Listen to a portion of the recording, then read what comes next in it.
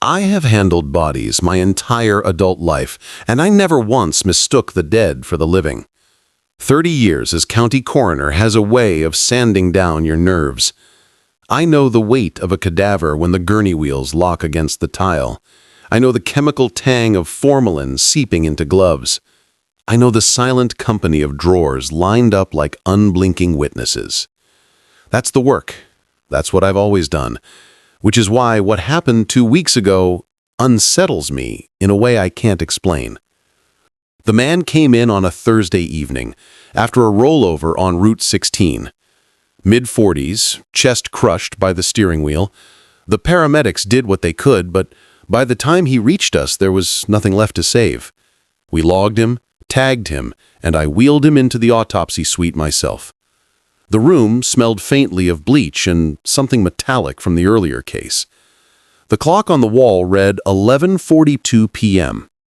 I remember because I muttered the time into the recorder as I began the external exam. His skin was waxy, but still pliant, the way it is within the first 12 hours.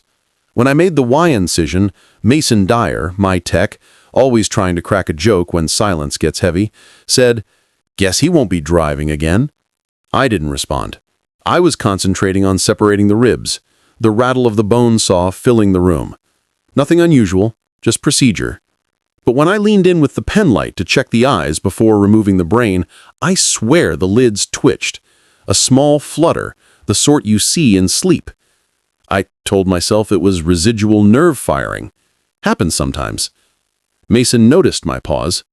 "You good, Doc?" he asked, latex squeaking against the counter. I nodded, moved on. Still, I flicked the light across the corneas. That's when the pupils constricted, then widened again as if adjusting to the brightness. Mason froze. Did you see that?" he stammered. I told him it was an optical illusion, maybe moisture refracting. But I couldn't shake the sinking weight in my chest. The man's heart was already out by then, lying in a tray. His lungs collapsed in my basin. There was no physiology to sustain a reflex, and yet, when I shifted left, his eyes tracked me. Not a flicker, not a spasm, followed. That night, I told Laura over dinner. She set down her fork and studied me, her brow drawn the way it gets when she isn't sure if I'm joking. "Walter, you've been at this too long. Bodies twitch. They do strange things." I wanted to agree, to brush it off, but my voice caught in my throat. She reached for my hand, but I pulled away, muttering something about fatigue. The next evening, I walked past the cold chamber to retrieve a file. The corridor was dark, only the humming fluorescence above. As I passed the steel drawers, I heard it, a faint rasping, the sound of someone pulling for air through a partially blocked throat. I stopped.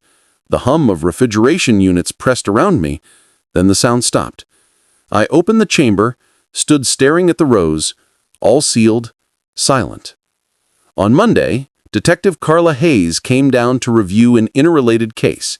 She's sharp, skeptical, doesn't waste time with superstition. But when she asked about the car crash victim, I hesitated. Finally, I admitted something was off.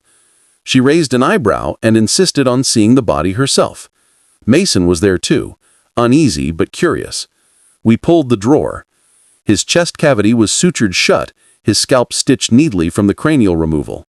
Just another autopsy completion. Yet when Carla leaned close, his lips parted slightly. A dry crack of skin. No breath, no sound, just the bare suggestion of movement. She jerked back, color draining from her face. "That's impossible," she muttered. Mason whispered, "Told you his eyes moved." Over the next days it spread. I began noticing subtle shifts in other drawers. A finger bent where it hadn't been. A pair of eyes, once closed, faintly open when I returned.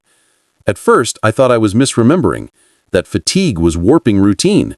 But one afternoon, I found 3 of them with eyes wide, lids stretched as if straining to stay alert, pupils glossy but fixed on nothing, or perhaps on everything. I stopped sleeping properly. Laura noticed me pacing at 3 a.m., my shirt still smelling of antiseptic. She begged me to take time off, said I was scaring her. But how could I? Those bodies were mine to account for. I owed them precision, respect, certainty. Instead, I was cataloging impossibilities. I tried one final test. Alone, late at night, I shined my penlight across each set of eyes.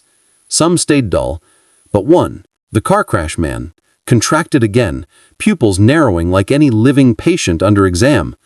I leaned closer, so close I could smell the faint rot beneath the sutures, and then, so quiet I thought I imagined it, came that same rasping sigh. I locked the drawer and left. I haven't entered the chamber since. Mason covers, but even he avoids eye contact when he wheels bodies past my office. Carla hasn't spoken of it again. Laura doesn't ask why I sleep in the den. What I keep wondering is this. What if they aren't truly dead? Not in the way we believe. What if something of them lingers, trapped, aware, carved apart yet still perceiving? If that's true, then every time I cut, every time I sew, I've been witnessed. And I can't decide which terrifies me more, that I've been wrong all these years, or that the dead have been watching me in silence, waiting for me to notice. Hello, YouTube family. Thanks for watching. Big love to our subscribers. You keep this channel alive. Only about 20% of viewers are subscribed, so if you enjoy the chills, hit that subscribe button. It's quick, it helps a ton, and it means more stories coming your way. See you in the next one, if you dare. I should never have stayed late that night, but the backlog was impossible, and I told myself I could handle one more case. That's always how it begins. Small compromises. You bend your own rules because you think you're in control. I've cataloged hundreds of bodies in my 20 years, maybe more, and I built my life on the certainty that silence is the only promise the dead can keep. I don't know what's true anymore. I only know I have to write this down while I still can, before whatever has been happening to me finally takes the rest of my voice. The turning point was the River Girl, a Jane Doe, mid-20s, no ID, pulled from the current near the docks. It was a Tuesday around 11:40 p.m., fluorescent light buzzing overhead, faint mildew rising from the floor drain. She'd been logged, weighed, photographed. Ethan Marks had helped me move her onto the stainless steel table. He was humming a hymn under his breath, as he always did when handling the drowned. Water carries more than bodies, he told me once. I brushed it off as superstition. That night, it stuck to me like oil. There's a rhythm to an autopsy, a choreography of instruments and incisions. You lay out the tools, scalpel at 12 o'clock, forceps at 2, saws aligned like a surgeon's orchestra. I'd done it so many times my hands moved without thought. But the rule I broke, I spoke aloud to her. Just a fragment. Let's see what you've kept hidden. It was half joke, half habit, the way I sometimes talk to keep the silence from pressing too hard. You don't speak to the dead. You record, you observe, you document, but you do not invite them into dialogue. That's the rule. When I made the first incision, the sound escaped. Not the hiss of gases, not the low croak of air forcing through slack cords. I've heard that 100 times. This was shaped. It carried syllables. It carried my name. Lydia. Guttural wet, not quite human, but unmistakable. My hand froze mid-cut, blade trembling against her sternum. Ethan dropped the tray with a crash, muttering prayers so fast his words tangled together. I wanted to dismiss it, to tell him it was nothing more than decompositional air, but the echo of my own name lingered in the tiled room longer than sound should. Hours passed, and she did not stop. Not consistently, not like a recording, more like fragments. Sometimes it was a whisper so faint I had to lean over her lips to catch it. Other times it was a rasping laugh that filled the vents. She begged once, pleaded for help in a voice that cracked halfway through a syllable. Then came the secrets, words I hadn't spoken to anyone since childhood. I heard my father's cough described in detail, the one he hid from me when I was 7.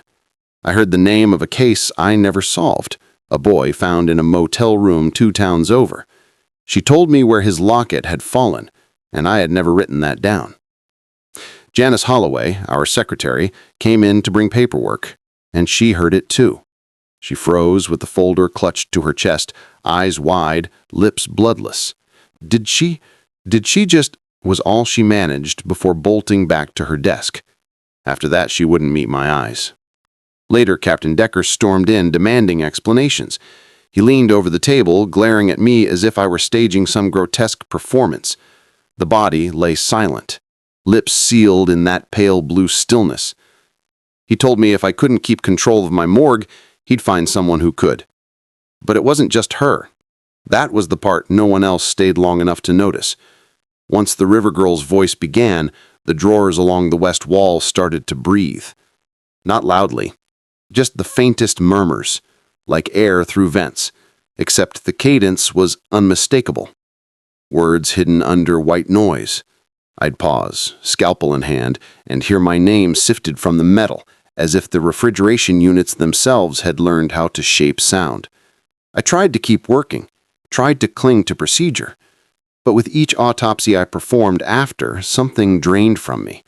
My throat grew raw, though I hadn't spoken, my voice breaking when I dictated findings. The bodies, meanwhile, grew more articulate. I heard them tell jokes, I heard them sing fragments of lullabies. And always, somewhere beneath it, I caught the shape of my own sentences repeated back in tones not mine. Ethan refused to assist me anymore, calling the place a theater of possession. Janice transferred her desk upstairs. Even Decker stopped visiting, though his suspicion never left his eyes. That left me alone, listening night after night to the chorus building in steel drawers, until the morgue no longer felt like a workplace, but like a throat. And I was standing inside it, waiting to be swallowed. The last words the river girl spoke before we sealed her coffin weren't words I can repeat. Not because I don't remember, but because I know if I set them down, they'll find their way back to me. Still, her lips moved with clarity, and she looked straight through me, though her eyes had been sewn shut. I don't know how much longer my own voice will last. Some mornings I try to say good morning to my reflection, and nothing comes out. But if you ever stand in a morgue late at night, drawer doors breathing, lights humming, air too thick with whispers, don't answer. That's the only advice I can give. Because I did once, and now I wonder, when I open my mouth to speak, how will I know if it's really me? It was a Friday night in late October. One of those shifts where the ER upstairs had been spilling cases into my morgue faster than I could process them. The fluorescent lights hummed, the ventilation clicked in its usual uneven rhythm, and I told myself, again, that routine was what kept me steady. 54 years old, 30 years a coroner, and I still measure every night by the sound of the steel drawers sliding home. There's comfort in cataloging, in knowing the numbers line up. Until that night, they always did. I was alone when I first noticed it. Nolan Fry, the intern, had gone off to grab coffee, and Sheriff Kelso had already signed off the 2 accident victims we'd received. I was logging final notes when I heard a metallic scrape. Not loud, but different. The morgue drawers all make the same groan when you pull them, the sound of weight, of hinges straining under cold steel. This was sharper, almost like something adjusting itself. I turned, and there it was. A handle I'd never seen before, wedged between drawer 19 and drawer 20. No label, no paperwork taped above it. I knew my morgue, every inch. But there it was, perfectly flush, as if it had been there all along. The handle was colder than it should have been. Not the usual refrigerated chill, colder, like the sort of cold you feel in your teeth. I shouldn't have pulled it, but I did. Inside was a body, wrapped in gray cloth, cinched tight around the face. No tags, no report. Nothing on the intake logs. My first thought was clerical error, but I knew that was impossible. Not here, not on my watch. Nolan came back, still sipping his coffee, and I asked him straight out, "Did you process anyone without me?" He laughed, confused, walked over, peered inside. The humor drained from his face. "That drawer wasn't here a minute ago," he said. And the way his voice cracked, I knew he meant it. I documented everything. Timestamp, 22:47. Drawer position noted. I snapped photos with my personal phone and the work camera, logged a written entry. When I turned back, Nolan had already shut the drawer and stepped away like it might lunge at him. We debated calling Sheriff Kelso, but I told him we'd verify in the morning first. That was a mistake, because in the morning, it was gone. Drawer 19 butted directly against drawer 20 again. Seamless steel. The wall as it had always been. No extra handle, no corpse in gray cloth. My phone still held the photos, though. They showed exactly what I'd seen. When I pulled them up for Nolan, his face went pale.